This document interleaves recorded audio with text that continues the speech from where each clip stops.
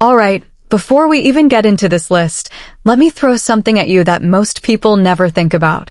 When you see Stray Kids on stage, selling out stadiums from Seoul to Los Angeles, breaking records on Billboard, and dropping million-dollar music videos like it's Tuesday, do you ever stop and wonder, where does all that money actually go?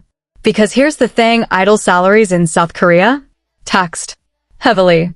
We're talking income tax rates that can climb up to 45% for top earners. And that's before agency cuts, management fees, and production costs eat into the rest. So what do the smartest, most business-savvy idols do? They look beyond the border. Real estate in Australia.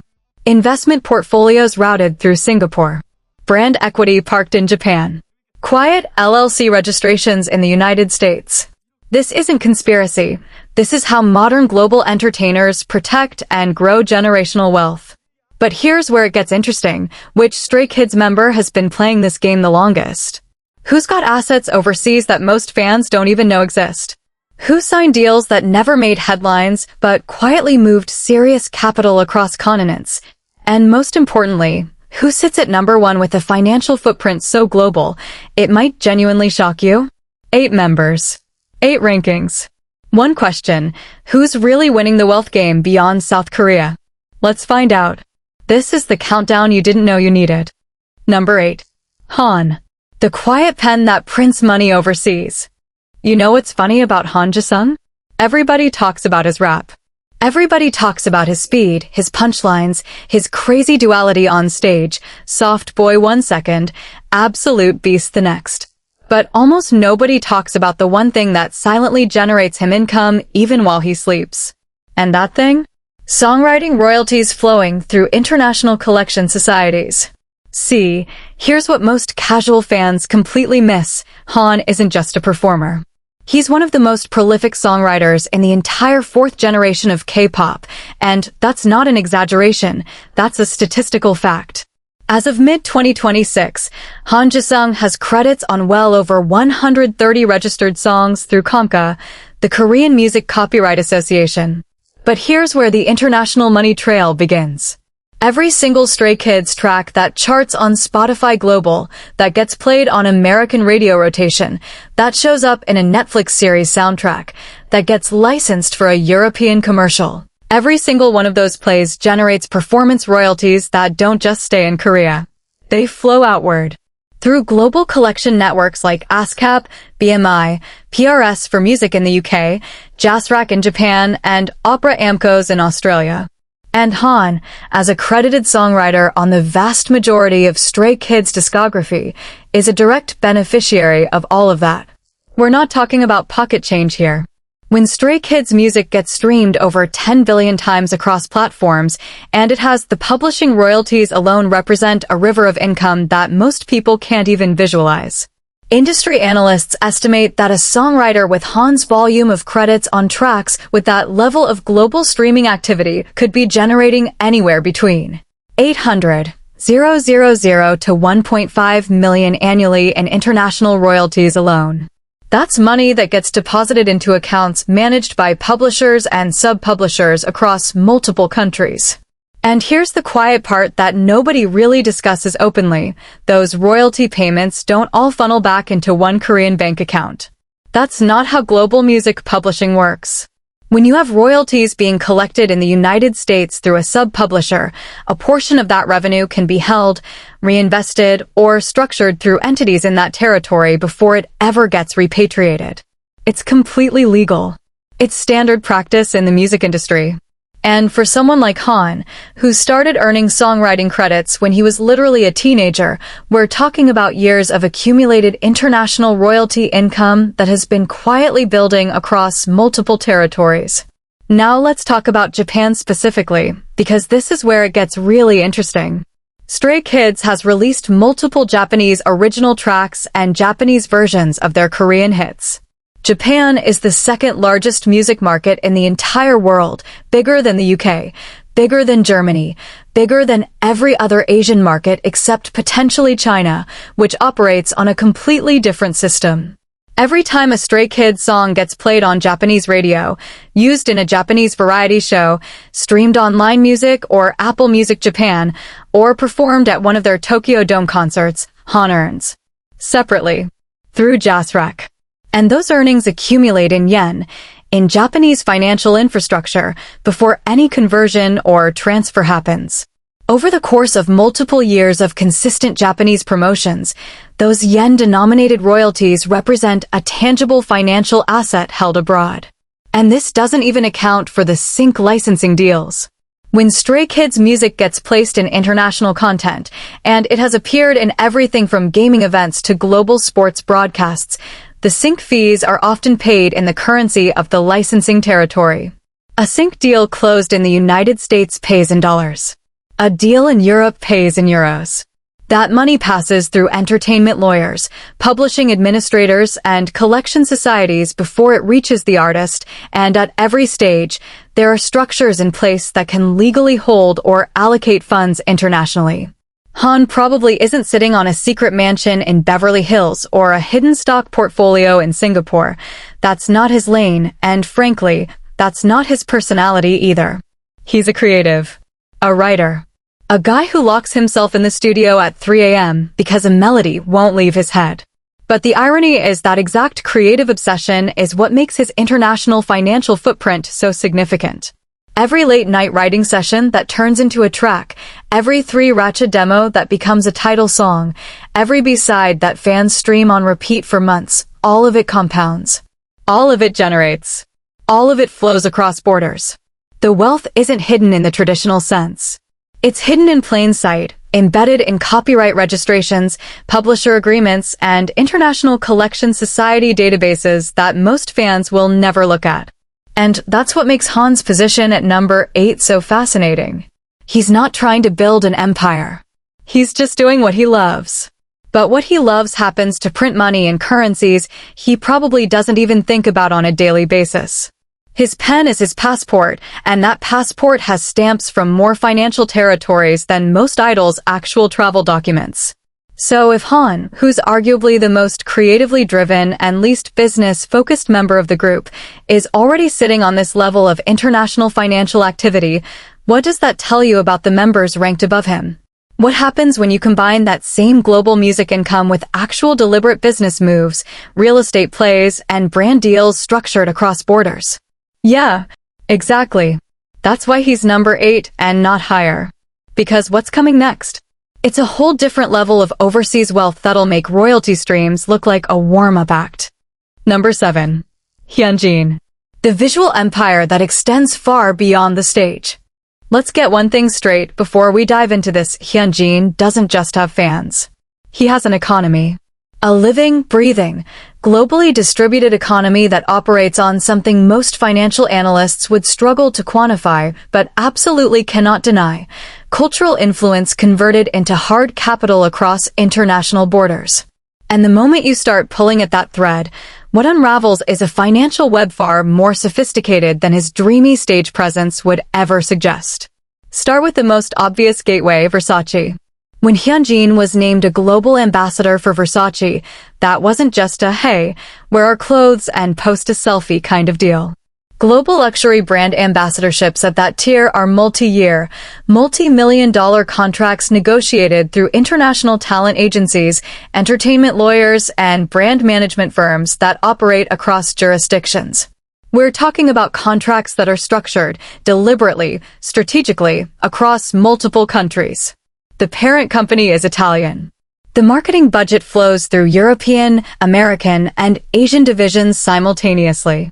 The payment structure for a global ambassador of Hyunjin's caliber typically involves a base retainer, performance bonuses tied to engagement metrics and sales attribution, plus appearance fees for campaigns shot in locations like Milan, Paris, New York, or Tokyo. Now here's the part that most stays never consider. When a Korean idol signs a global ambassadorship with a European luxury house, the contract isn't governed solely by Korean law. These are international agreements. The payments often flow through entities in fashion capitals, Milan, Paris, sometimes London, before being routed to the artist's management structure. And, depending on how JYP Entertainment and Hyunjin's personal financial advisors have structured those payment flows, portions of that income can be legitimately held in European banking infrastructure. We're talking about euros sitting in accounts connected to brand partnership entities, potentially earning interest, potentially being reinvested into European financial instruments, all before a single one ever hits a Korean bank. And Versace isn't an isolated case, it's the flagship, sure, but Hyunjin's fashion industry connections extend into a network of styling collaborations, magazine cover deals with international publications, and Fashion Week appearances that each come with their own compensation packages denominated in foreign currencies. Every Vogue cover shot in another country, every GQ feature produced for an international edition, every front row appearance at a Milan or Paris fashion show. These aren't just photo opportunities. They're paid engagements, and they're paid in the currency of the territory where the publication or event operates. But let's shift gears completely, because here's where Hyunjin's story takes a turn that separates him from every other idol in this conversation, his art. And no, I don't mean art as a cute hobby he does between comebacks. Hyunjin paints. Seriously. His visual artwork has been exhibited, showcased, and discussed in contexts that go way beyond fan appreciation posts on Twitter. The man creates pieces that have genuine artistic value, and in the global art market, that's not a trivial thing.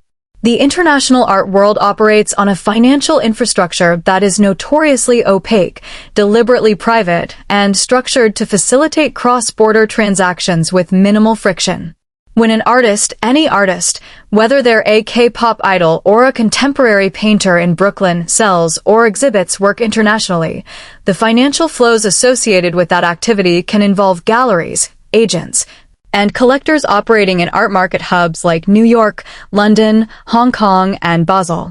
Even if Hyunjin hasn't publicly auctioned pieces at Christie's or Sotheby's, and let's be clear, we don't have confirmed reports of that, the infrastructure exists for someone of his visibility and talent to monetize artwork internationally.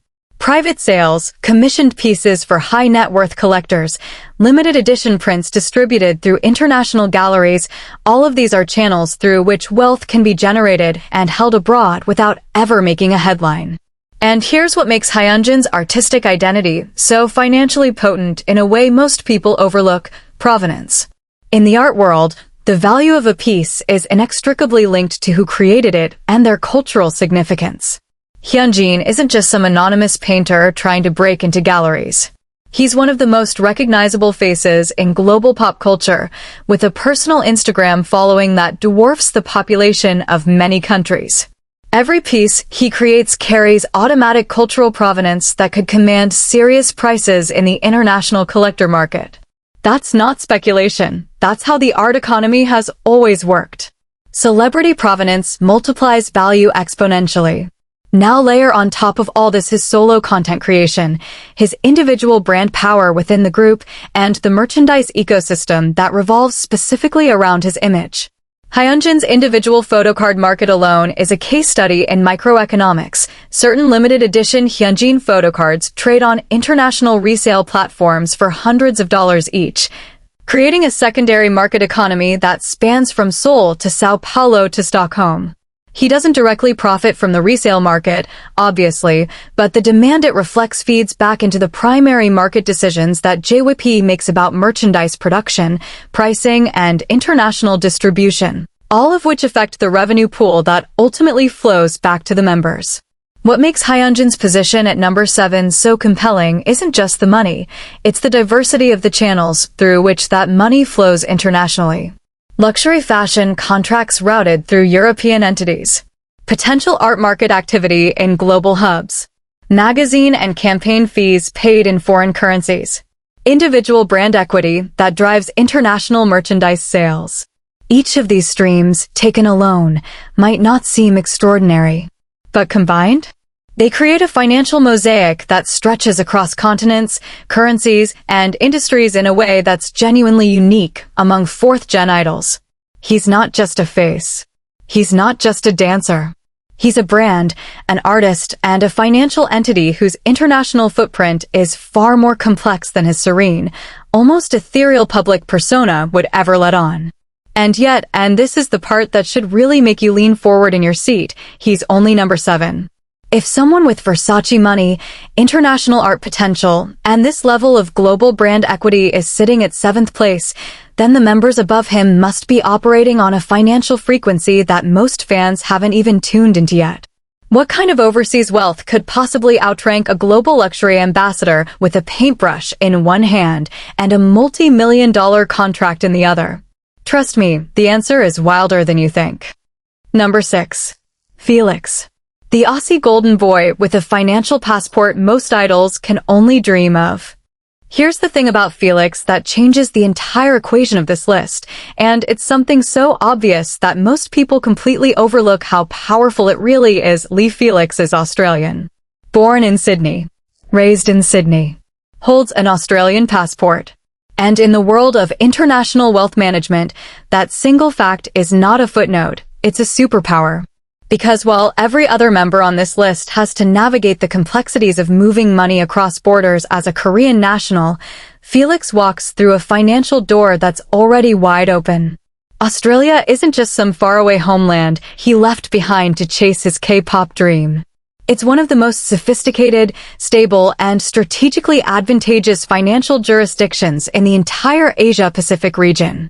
And Felix, by birthright, has full legal access to Australian banking, Australian property markets, Australian investment vehicles, and Australian tax treaty benefits that create opportunities most Korean-born idols would need years of legal maneuvering to even approach.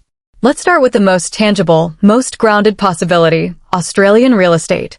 Sydney's property market is one of the most talked about, most analyzed, and most aggressively appreciating real estate markets in the world. Median house prices in Sydney have consistently hovered around the 1.2 to 1.5 million Australian dollar mark in recent years, with premium suburbs pushing well past 3 to 5 million. And for an Australian citizen earning the kind of income Felix generates through his career with Stray Kids, acquiring property in his home country isn't some complicated offshore investment play. It's as straightforward as walking into a bank, presenting his credentials, and signing papers. No Foreign Investment Review Board approval needed. No additional surcharges that foreign buyers face. No bureaucratic hurdles. Just a citizen buying property in his own country. Now, has Felix publicly confirmed owning real estate in Australia? No. But let's apply some basic logic here. Felix comes from a close-knit family. His parents and sisters are in Australia. He's spoken publicly and emotionally about how much he misses home, how much his family means to him, and how he wants to take care of them. He's been earning significant income since his late teens, and he's now in his mid-20s with years of world tours, album sales, brand deals, and oh yeah, a global ambassadorship with Louis Vuitton under his belt. The idea that someone in his position, with his family ties and his legal access to the Australian market, hasn't made any property moves in Sydney would honestly be more surprising than the alternative. And speaking of Louis Vuitton, let's talk about that, because this is where Felix's international wealth story goes from interesting to genuinely staggering. Louis Vuitton isn't just a luxury brand. It's the crown jewel of LVMH, the largest luxury conglomerate on the planet, headed by Bernard Arnault, who has traded places with Elon Musk as the richest person in the world multiple times. When Louis Vuitton selects a global ambassador, the financial architecture behind that deal is constructed with the precision of a Swiss watch. Felix's ambassadorship isn't a regional deal. It's global. That means campaign shoots in Paris, appearances at fashion weeks across Europe, digital content distributed to every market where Louis Vuitton operates, which is essentially every wealthy market on Earth.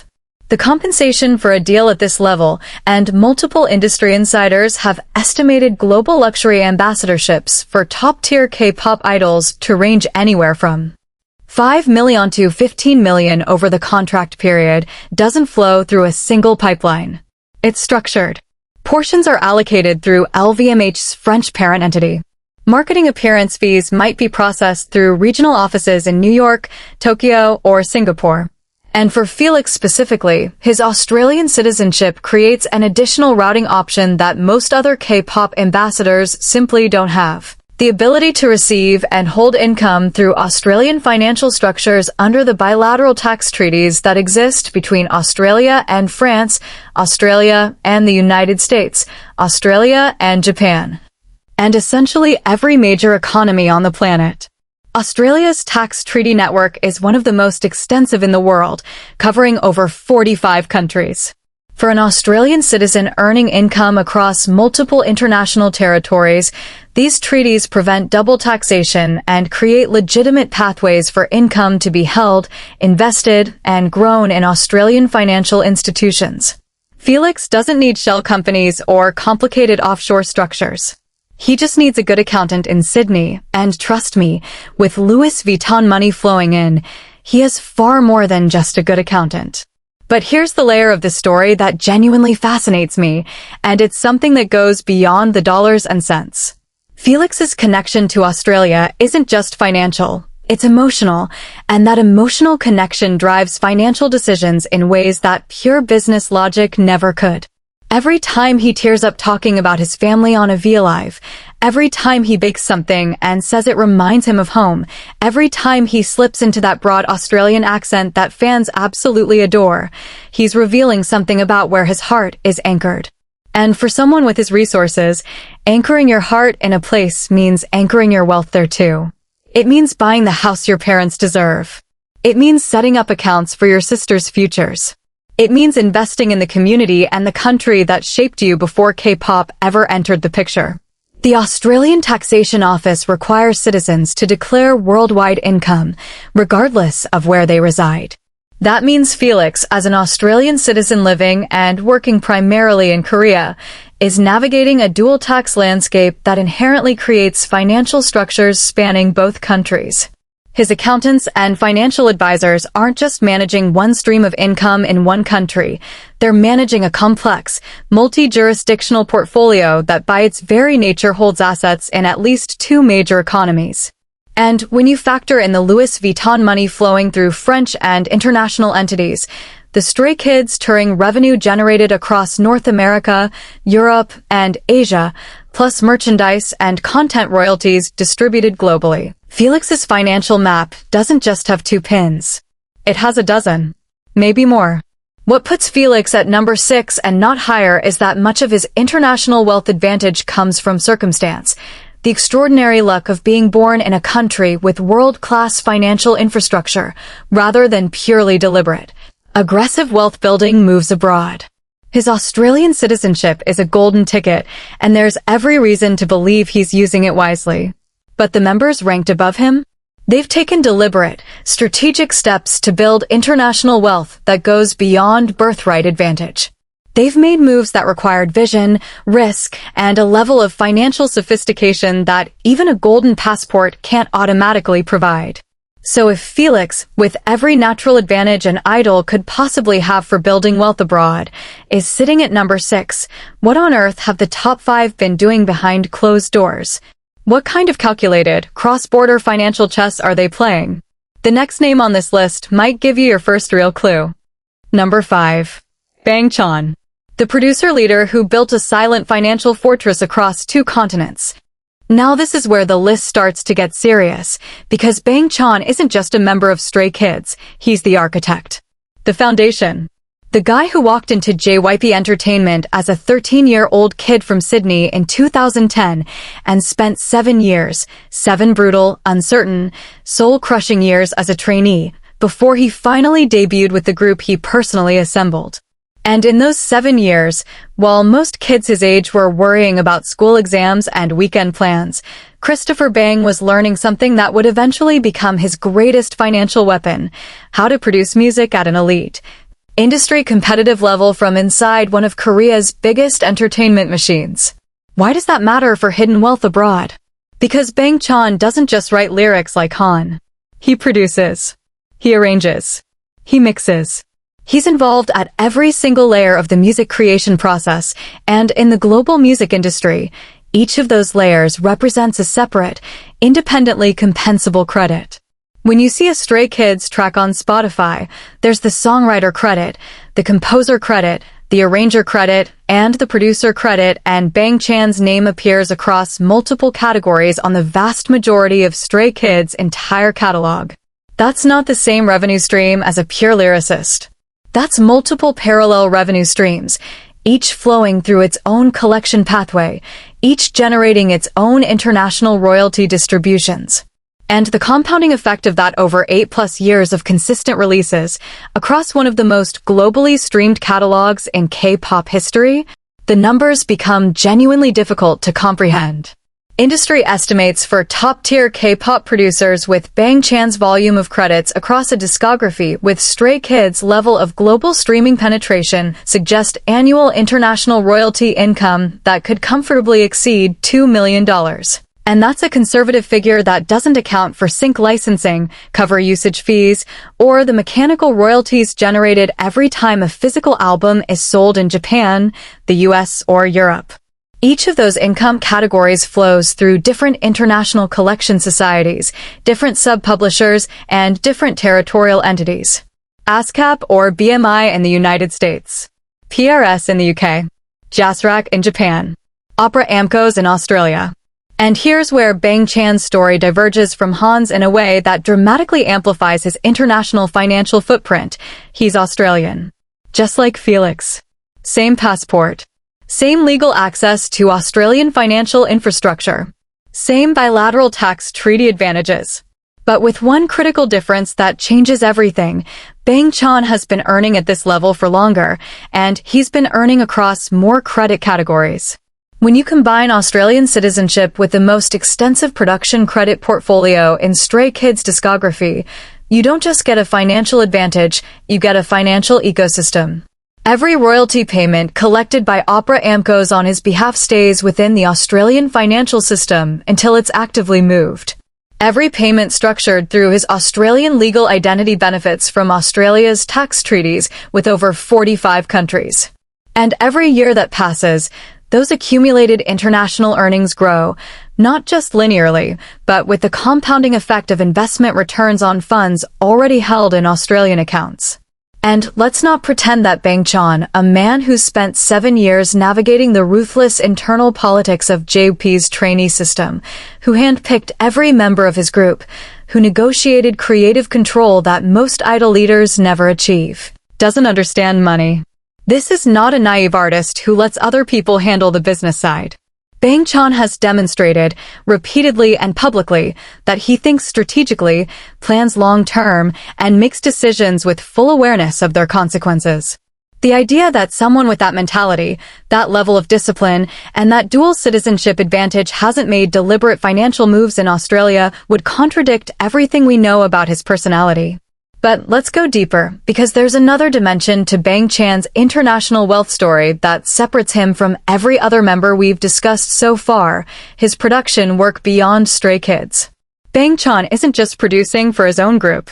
His reputation as a producer within JYP and across the broader industry has opened doors to collaborative work, featuring credits and production contributions that extend his royalty-generating reach beyond the Stray Kids catalog.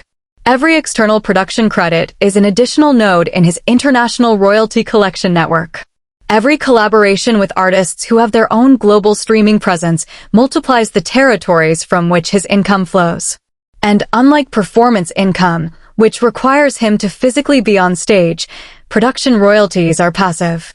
They generate while he sleeps, while he's on tour, while he's in the studio working on the next album. The machine keeps printing in every currency, across every platform, in every territory where streaming services operate. Now, let's talk about something that most fans overlook entirely, the leader premium. In K-pop group dynamics, the leader often occupies a unique contractual position. While the specifics of JYP's contracts with individual Stray Kids members aren't public, industry norms suggest that leaders who also serve as primary producers frequently negotiate more favorable revenue splits, particularly on creative output. If Bang Chan's contract reflects even a marginally higher percentage on production royalties compared to members with fewer credits, and given his leverage as both the leader and the primary creative engine, that's a reasonable assumption. Then the international royalty differential between him and other members isn't just about volume of credits. It's about rate per credit. A higher rate applied across the largest credit portfolio in the group, distributed through collection societies in dozens of countries, accumulated over the longest earning period of any member. The math starts to paint a picture of overseas wealth that is genuinely substantial. And then there's the real estate angle that mirrors Felix's, but with a longer timeline. Bang Chan's family is in Australia. His parents, his sister Hannah, they're all there. He's talked about wanting to take care of his family, about feeling responsible as the eldest son who left home at 13 to chase a dream that took 7 years to materialize. That emotional drive, combined with years of income that predates some of his members' entire careers in the industry, suggests a financial relationship with Australia that goes deeper and further back than Felix's. More years of earning means more years of potential Australian investment. More time for property appreciation. More compounding. More growth. What keeps Bang Chan at number 5 rather than higher is a fascinating paradox. He is arguably the strongest combination of creative income and citizenship advantage on this entire list. But his wealth-building approach appears to be rooted in the steady, patient accumulation of royalty income and smart domestic investment rather than the aggressive, diversified international business moves that characterize the members above him. He built a fortress. It's solid. It's growing. It spans 2 continents. But the members ranked above him? They didn't just build fortresses, they built entire kingdoms across borders, in industries that have nothing to do with music. And that distinction is what separates the top 5 from the top 4. If the leader of Stray Kids, with every possible creative and citizenship advantage stacked in his favor, is only sitting at number 5, then the wealth moves happening above this line must be operating on a completely different playbook. Curious what that playbook looks like? You should be. Because number 4 is about to rewrite everything you thought you knew about idol money. Number 4. Lee Know. The silent strategist whose money moves nobody sees coming. If there's one member of Stray Kids who could be sitting on a mountain of international assets and you'd never, ever know about it, it's Lee Miho. And that's not just a guess based on vibes, it's a conclusion drawn from years of observing a man who has turned privacy into an art form so refined, it makes Swiss bankers look chatty. Lino doesn't talk about money. He doesn't flex. He doesn't drop hints about investments or casually mention luxury purchases during interviews. While other idols are photographed stepping out of sports cars or posting from 5-star hotel suites, Lee Know is at home, cooking dinner for his 3 cats and acting like he's just some regular guy living a quiet life. And that deliberate, almost theatrical ordinariness is exactly what makes his position at number 4 so electric. Because the members who talk the least about money are almost always the ones doing the most with it. Let's rewind to a detail about Lee Know's career that most people bring up as a fun trivia fact, but rarely examine for its financial implications. Before Stray Kids, before JYP, before any of this, Lee Miho was a backup dancer for BTS. He performed with the biggest act in global music history during their early touring period. Now, that gig itself didn't make him rich. Backup dancer pay, especially in K-pop's earlier touring infrastructure, was modest at best. But what it gave him was something far more valuable than a paycheck, exposure to the architecture of global-scale entertainment money. He saw, up close and from the inside, how a group operating at international scale generates, manages, and distributes wealth. He watched the machinery. He understood the logistics. He absorbed the framework. And when he eventually debuted with Stray Kids and found himself inside a group that was building its own global empire, he wasn't starting from zero in terms of financial awareness. He had a mental blueprint. That matters more than people realize. Now let's talk about where Lee Know's actual international money trail gets interesting, and it starts with a market that he absolutely dominates in a way that's almost unfair: Japan. Lee Know's popularity in Japan isn't just high. It's stratospheric. Within the Japanese stay fandom, Lee Know consistently ranks as one of the most, if not the most, individually popular members. His photocard aftermarket values in Japan are astronomical. His individual fan events sell out instantaneously. His face moves merchandise in the Japanese market at a rate that creates tangible, measurable revenue differentials. And Japan, as we established earlier in this list, is the second largest music market in the world. But here's what we haven't discussed yet. Japan is also one of the largest celebrity endorsement markets in Asia. Japanese brands pay enormous fees for K-pop idol endorsements, and those deals are frequently structured as exclusive territorial agreements. When a Japanese cosmetics brand, beverage company, or fashion label signs an endorsement deal with an individual K-pop idol for the Japanese market, the contract is negotiated in yen, paid in yen, and administered through Japanese business entities. The fees for top-tier individual idol endorsements in Japan can range from 50 million yen to 200 million yen per contract. That's roughly 350,000 to 1.4 million at current exchange rates, and Lee No's level of individual popularity in that market makes him a prime candidate for exactly these kinds of deals. Some of these endorsements make headlines. Others don't. The Japanese entertainment business operates with a level of discretion that aligns perfectly with Lee No's own personality. Deals get done, money changes hands, and nobody tweets about it. The endorsement income stays in Japanese financial infrastructure, managed by Japanese agencies and administrators, generating returns in a currency that is deliberately maintained as one of the world's most stable reserve currencies by the Bank of Japan. But endorsements are only one layer. Here's another angle that nobody in the fandom is talking about, and it's one that I find genuinely fascinating when applied to someone with Lee No's personality profile: investment behavior. Financial psychologists have long established a correlation between personality type and investment strategy. Individuals who are private, analytical, patient, and comfortable with delayed gratification, which describes Lee No's public personality almost perfectly, tend to favor long-term, diversified investment strategies over flashy, high-risk plays.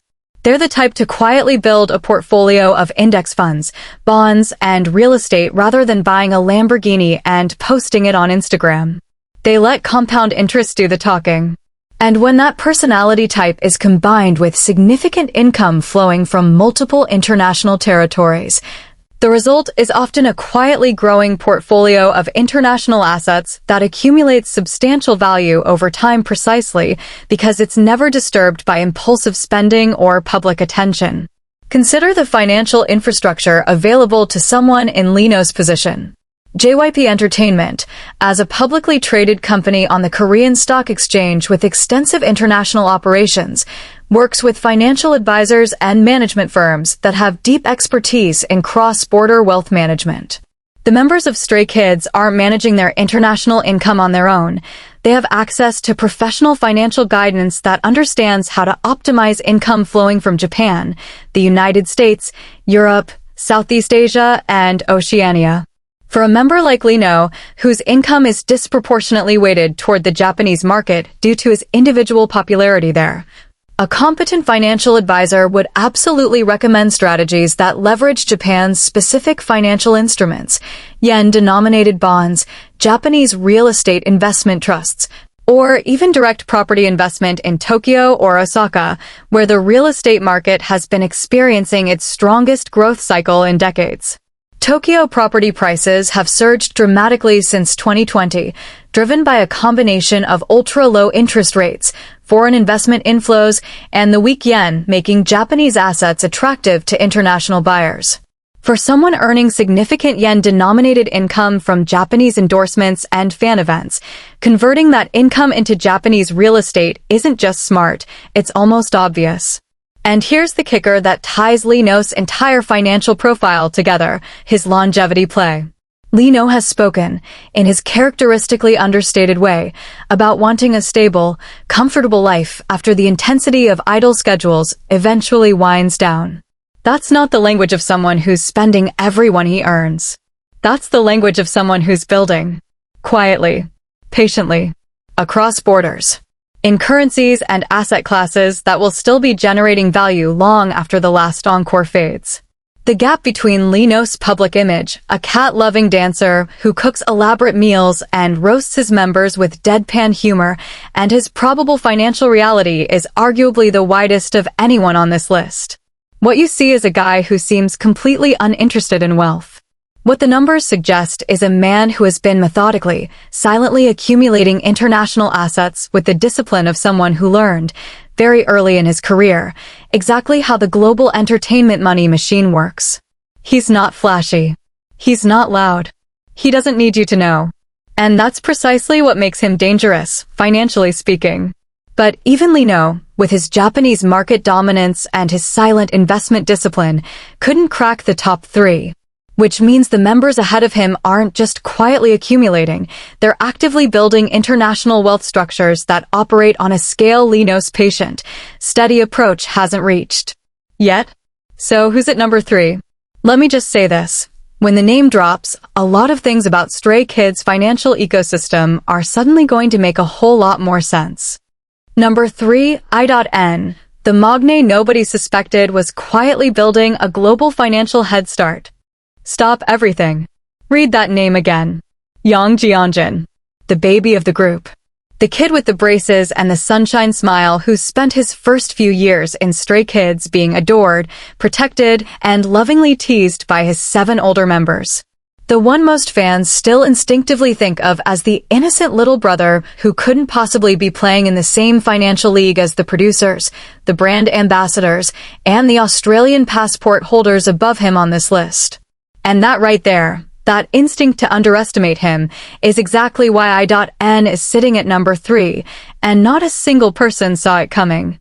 Because while the world was busy cooing over his dimples and his high notes, Hyunjin was operating under the single most powerful financial advantage that nobody on this list can replicate, buy, or negotiate their way into time. Pure, irreversible, compounding time. Let that sink in for a second. I.N was born on February 8, 2001. He debuted with Stray Kids on March 25, 2018. Do the math. He was 17 years old. A minor.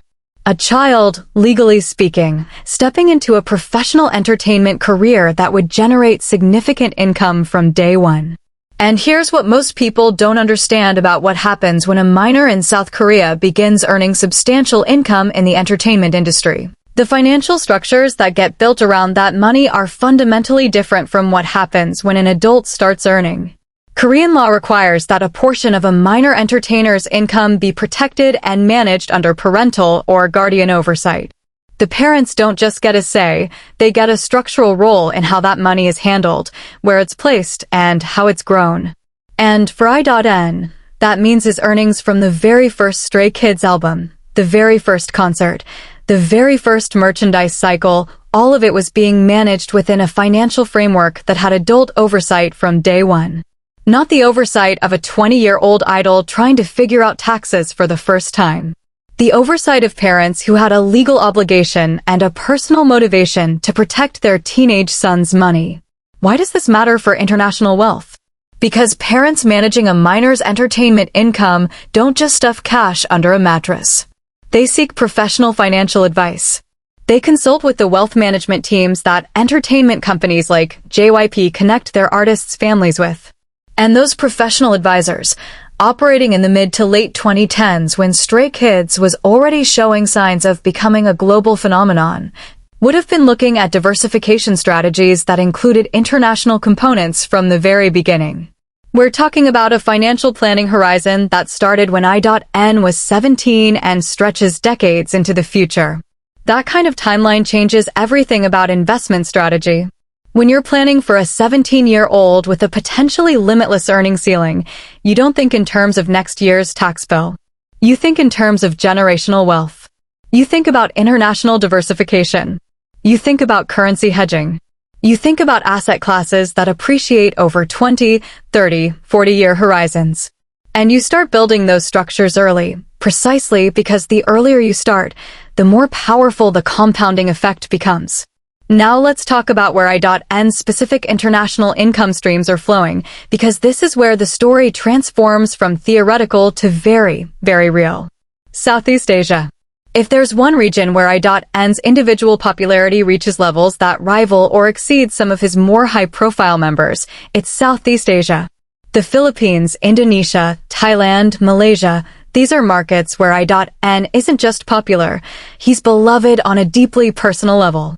Filipino stays in particular have demonstrated a level of devotion to I.N that translates directly into economic activity, concert ticket demand, merchandise sales, fan project funding, and most critically, engagement metrics that brands in those markets pay very close attention to. And here's what makes Southeast Asian brand deals so interesting from an international wealth perspective. The region's financial landscape is evolving at a pace that creates unique opportunities. Singapore, which serves as the financial hub for the entire ASEAN region, offers investment vehicles and banking infrastructure that are specifically designed for high-net-worth individuals with income flowing from multiple Asian territories.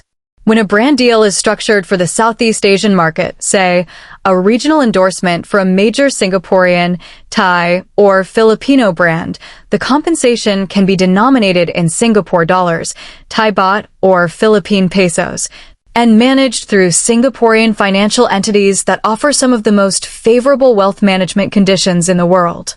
Singapore's tax environment, its banking privacy standards, and its position as a gateway between Asian and global financial markets make it an ideal jurisdiction for parking and growing income generated from Southeast Asian commercial activity.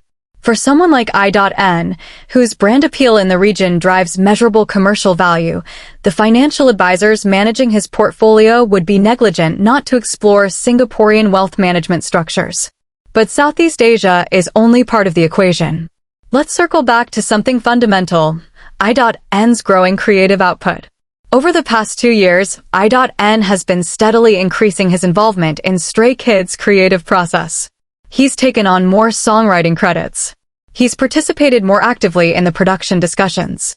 He's released solo content that showcases his artistic growth in ways that aren't just creatively satisfying, they're financially generative. Every songwriting credit I.N accumulates enters the same international royalty collection network we discussed with Han and Bang Chan. But here's the critical difference. I.N's credits are being added to a catalog that's already at peak global streaming velocity. When Han and Bang Chan started writing, Stray Kids was building its audience. When I.N adds a credit now, that song immediately benefits from an established global listener base of tens of millions. His per-credit international royalty yield is potentially higher than what earlier credits generated in their first year, simply because the platform is bigger. The audience is there. The streaming numbers start high and stay high. That's the advantage of being the youngest member who's growing into his creative power at the exact moment when the group's global infrastructure is at its most developed. And then there's the factor that genuinely gives me chills when I think about its long-term implications, I.N's age relative to the industry life cycle. Most K-pop idols peak in their mid to late 20s and begin transitioning to other career phases in their early 30s. I.N is still in his mid-20s. He has potentially a full decade of peak earning years ahead of him, during which every international financial structure that was built when he was a teenage minor will continue to accumulate, compound, and grow. The investments his parents helped establish in 2018 have already had years to appreciate. The international royalties from early Stray Kids releases have been flowing for nearly a decade. The Southeast Asian brand equity he's built has been compounding since before he could legally sign his own contracts. When you calculate the total value of international assets that have been quietly growing under professional management since I.N was 17 years old, assets diversified across multiple currencies, multiple territories, and multiple asset classes, all benefiting from the most powerful force in finance, which is time, the number isn't just surprising. It's genuinely formidable. And the most beautiful part of I.N's financial story? It's still being written. He's at number 3 today, but give him another 5 years of compounding, another 5 years of growing creative credits, another 5 years of deepening Southeast Asian brand equity, and this ranking conversation might look very different. The Magne advantage isn't just about being cute and beloved. It's about having more runway than anyone else. More time for money to work. More years for quiet investments to become loud fortunes. He started earlier than everyone expected. He's growing faster than anyone predicted, and the financial structures protecting his wealth were built by adults who understood exactly what they were doing. So if the kid, the actual youngest member of this group, is already at number 3 with a financial head start that money literally cannot buy, then the 2 members sitting above him must be operating at a level of international wealth that defies everything we think we know about K-pop idol finances. Number 2 is next. And honestly, you're not ready for what's coming. Number 2, Changbin, the rapper with a business empire growing in the shadows. Alright, take a breath. Because what we're about to unpack here is going to fundamentally challenge the way you think about Changbin. Most stays know him as STAYweeK, the rapper with the jaw-dropping speed, the guttural delivery, the guy who can flip from a ferocious rap machine on stage to a squishy, lovable softie in a behind-the-scenes clip within the span of 3 seconds. He's meme material. He's fan-favorite material. He's the kind of idol you adore because he seems so grounded, so real, so far removed from the cold, calculating world of international finance. And that perception? That carefully maintained image of the passionate artist who's just here for the music and the vibes?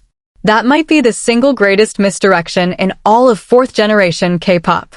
Because behind the STAYweeK persona, behind the dark hoodies and the studio sessions and the playful variety show moments, there is mounting evidence, circumstantial, strategic, and financial. That Changbin is operating one of the most sophisticated international wealth-building operations of anyone on this list. And it starts, as all truly powerful wealth stories do, not with what he earned, but with where he came from. Here's something that the casual fandom glosses over, but financial analysts would immediately flag as significant: Changbin's family background. Unlike several members of Stray Kids who came from modest or middle-class families, Changbin has been associated with a family that has existing business infrastructure in South Korea. His family's financial literacy didn't start when their son debuted on a survival show. It was already there. Already functioning.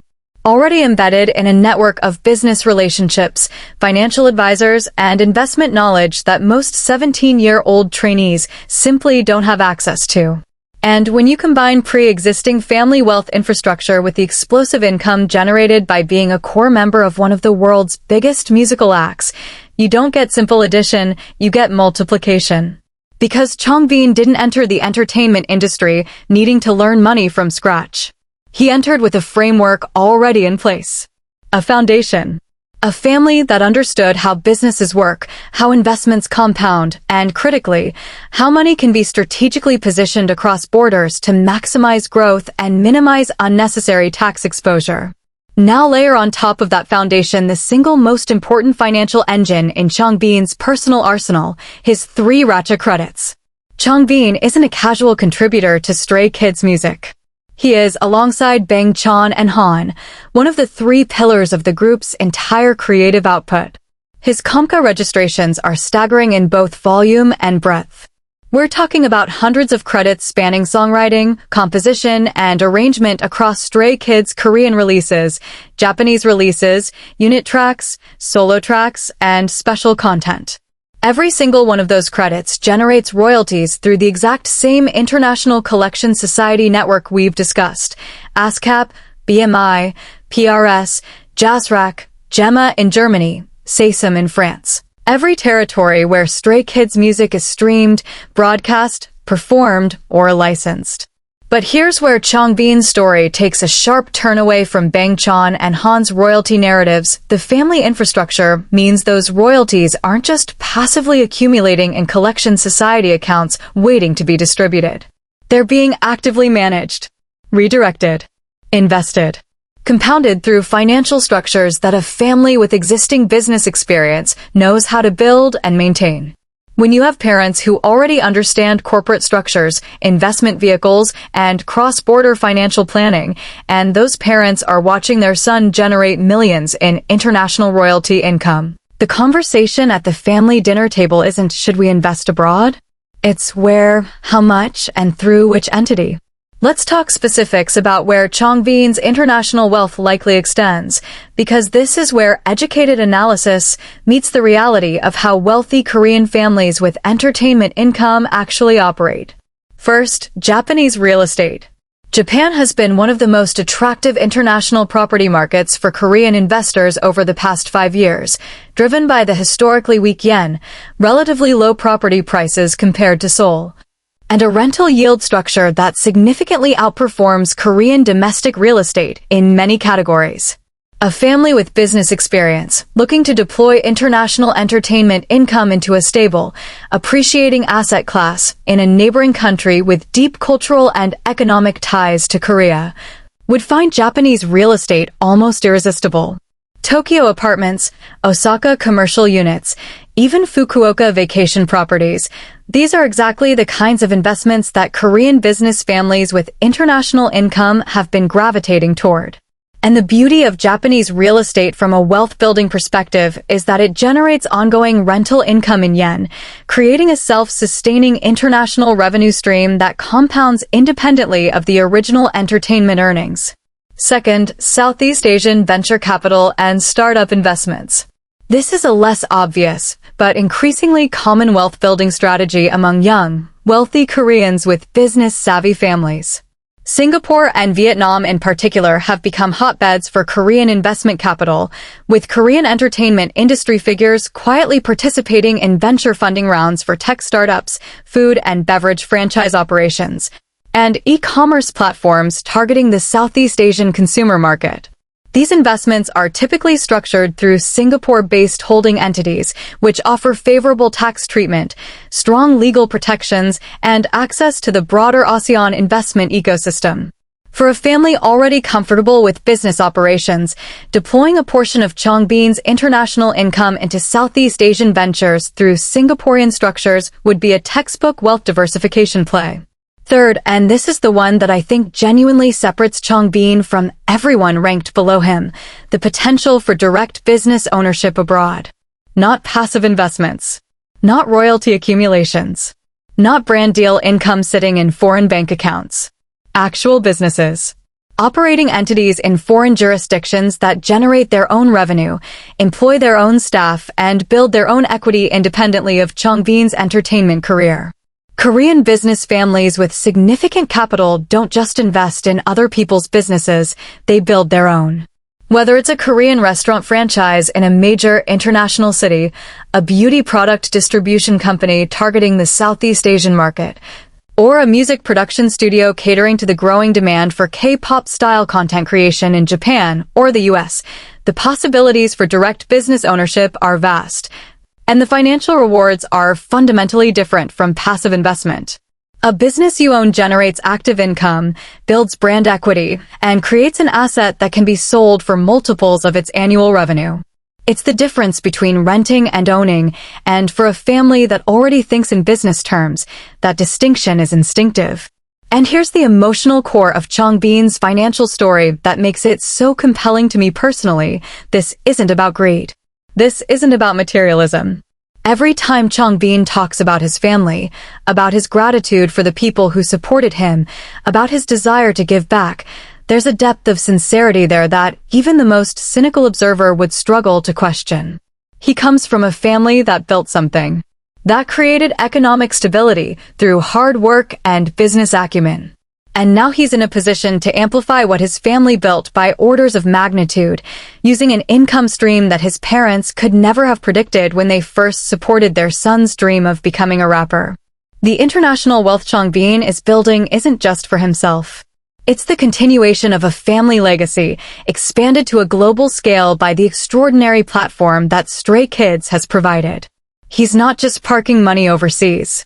He's extending his family's business DNA across borders, applying generational knowledge to generational income, and constructing a financial architecture that will sustain not just him, but the people he loves for decades to come.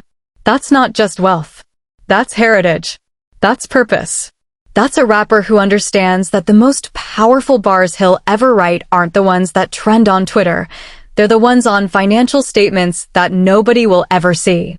So if Changbin, with his 3 Racha royalty engine, his family business infrastructure, his potential direct business ownership abroad, and his multi-territory investment portfolio, is sitting at number 2, then the member at number 1 must be operating on a level so extraordinary, so far beyond what we've discussed in this entire countdown, that it redefines what hidden wealth abroad even means for a K-pop idol. One name remains. One throne left to claim. Are you really ready for number 1? Because once this name drops, nothing about how you see Stray Kids will ever be quite the same. Number 1, Seungmin, the dark horse who quietly conquered the global wealth game. Nobody, and I mean absolutely nobody, saw this name coming. Not the casual fan scrolling through this countdown for entertainment.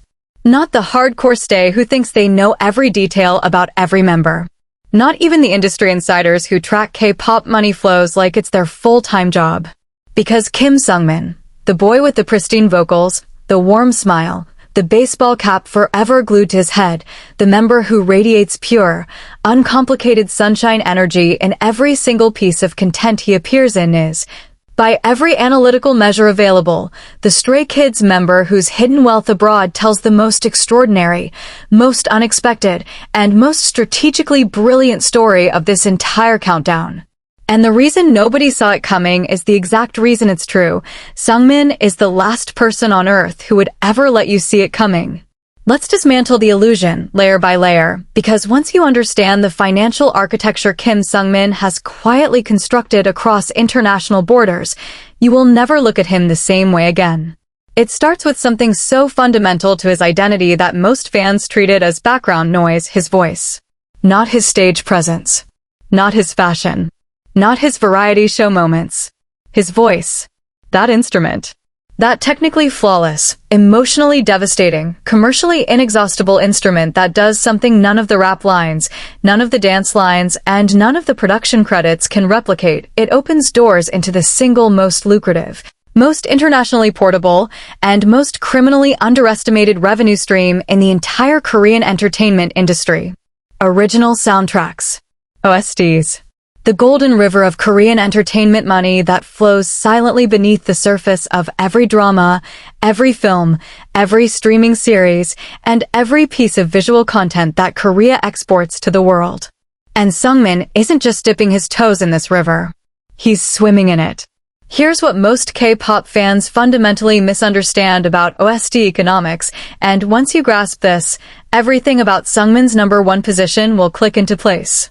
When a K-pop idol records an OST for a Korean drama, that song doesn't just exist within the Korean broadcast ecosystem. Korean dramas are exported to virtually every country on the planet. Netflix alone distributes Korean content to over 190 countries.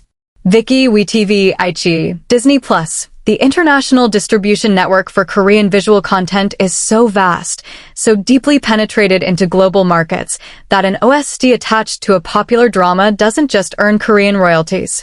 It earns everywhere. Every time that drama is streamed on Netflix in Brazil, the OST generates royalties in Brazilian financial infrastructure. Every time it plays on a European streaming platform, the collection societies in those territories process payments. Every time it's broadcast on Japanese television, JASRAC collects. Every time it's used in a promotional trailer for the Southeast Asian market, sync licensing fees are generated in those currencies. And unlike a Stray Kids album track, which has a natural hype cycle, massive streams at release, gradual decline over months, OST tracks have an entirely different consumption pattern. They ride the drama's popularity wave, which can surge unpredictably when a show goes viral internationally months or even years after its initial broadcast. A Korean drama that suddenly trends on Netflix in Turkey or Argentina can reignite streaming activity for its OST in territories the original artist never even thought about. That means Seungmin's OST royalties aren't just a one-time payment. They're an evergreen, internationally distributed, perpetually regenerating income stream that can spike at any moment, in any territory, without any additional effort on his part. The song is recorded once. It earns forever. Across borders. In currencies Seungmin has probably never held in his hands. Now multiply this by every OST Seungmin has recorded, every drama collaboration he's been part of, every vocal contribution he's made to content that's distributed internationally. And the cumulative international royalty portfolio becomes genuinely enormous. Industry estimates suggest that top-tier K-pop OST vocalists with tracks attached to internationally distributed dramas can generate 500,000 million annually in international royalties alone, and those figures climb dramatically when the attached dramas achieve global viral status on platforms like Netflix. But OSTs are only the foundation of Seungmin's international wealth story. They're the base layer, the bedrock. What's built on top of that foundation is where the narrative gets truly electrifying. Let's talk about Seungmin's personality, because in the wealth-building game, personality isn't just a soft factor, it's the primary driver of financial decision-making. Seungmin is, by every available observation, the most methodical, disciplined, and analytically minded member of Stray Kids. He's the member who prepares meticulously, who studies before he acts, who approaches challenges with a systematic rigor that his more intuitive, emotionally driven members don't naturally default to. In academic psychology, this personality profile is classified as conscientious, and conscientiousness is the single strongest personality predictor of long-term financial success across every culture and economy studied. Conscientious individuals don't just save money. They research before they invest. They diversify deliberately. They seek expert advice and actually follow it. They avoid impulsive purchases. They think in decades, not days. And when a conscientious personality is combined with significant, multi-territorial income flowing from multiple sources, group music royalties, OST royalties, individual brand deals, concert revenue, merchandise income, the result is a financial portfolio that's optimized with almost scientific precision. Now here's the piece of the puzzle that nobody in the fandom is discussing, and it's the piece that catapults Seungmin from interesting financial story to number one on this entire list. The intersection of vocal IP and international licensing markets. Seungmin's voice isn't just a performance tool. It's intellectual property. And in the modern global entertainment economy, vocal intellectual property can be licensed, syndicated, and monetized in ways that extend far beyond traditional music distribution. Think about it. Vocal sampling for international advertising campaigns. Vocal licensing for video game soundtracks distributed globally. Vocal contributions to international collaborative projects with artists and producers in other countries. Each of these represents a discrete international income stream that generates revenue in foreign currencies, processed through foreign entities, and held in foreign financial infrastructure. For a vocalist of Seungmin's caliber and visibility, the international licensing market for his vocal IP is essentially unlimited, constrained only by how aggressively his management team pursues opportunities. And the beauty of vocal IP licensing is that it operates almost entirely behind the scenes. There are no press conferences, no Instagram announcements. And there it is. 8 members. 8 completely different financial stories. 8 pathways to international wealth that most fans never think about, never discuss, and never see, because the real money in this industry was never meant to be seen. It was meant to grow. Quietly. Patiently. Across borders, across currencies, across asset classes that don't fit into a fan edit or a trending hashtag. What this countdown revealed isn't just who has the most hidden wealth abroad, it's that every single member of Stray Kids is, in their own way, building something far bigger than what happens on stage. The songwriters are earning in their sleep. The brand ambassadors are collecting in euros and yen. The Australian members are leveraging passports most idols would trade a comeback for. The business-connected members are extending family legacies across continents. The young ones are compounding time like a secret weapon. And the quiet ones, the ones you'd never suspect, might just be winning the whole game. This isn't about ranking who's richer. It's about understanding that behind every idol smile, behind every perfectly choreographed performance, behind every V-Live where they eat ramen and joke around like regular 20-somethings, there's a financial reality that spans the globe. And Stray Kids, as a group, might just be the most financially sophisticated act of their generation. That's the list. That's the truth. And that's a wrap. If this countdown made you see Stray Kids differently, even just a little, then it did exactly what it was supposed to do. Stay curious. Stay questioning. And never underestimate the quiet ones. End of countdown.